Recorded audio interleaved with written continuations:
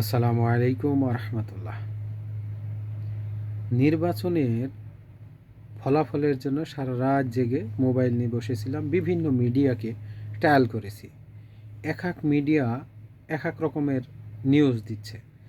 তার মানে এখানে বোঝা যাচ্ছে যে মিডিয়ারা অনেক তালবাহানা করতেছে অন্য একটি রাজনৈতিক দলকে সুবিধা দেওয়ার জন্য। তো এবং ইচ্ছাকৃতভাবেই স্ক্রিন বারবার একই ভোটের কেন্দ্রে ফলাফল ঘোষণা কমপ্লিট হয়ে গেছে, সেটাকে একবার একরকম দেখাচ্ছে, 2 সেকেন্ড পরে আবার অন্য রকম দেখাচ্ছে। তার মানে এটা বোঝা যাচ্ছে যে মিডিয়া ট্রায়াল এটা চলতেছে, অন্য একটি বিশেষ দলকে সুবিধা দেওয়া হচ্ছে। এটা খুবই দুঃখজনক। বাংলাদেশ জামাত ইসলামীকে কোণঠাসা করার জন্য এই পরিকল্পনা করছে মিডিয়াগুলো।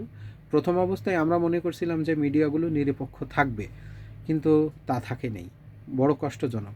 তবে জামাত ইসলামের যে মিডিয়াগুলো ছিল, দিগন্ত টেলিভিশন, এগুলো চালু করা উচিত ছিল নির্বাচনের আগে।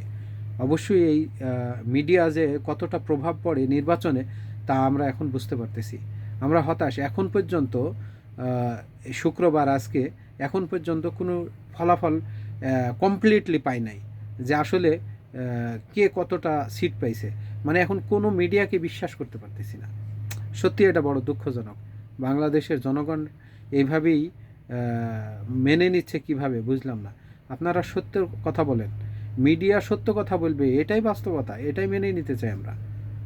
যেটা সত্য সেইটা বলেন, যেটা মিথ্যা সেটাকে মিথ্যা বলেন। আসসালামু আলাইকুম।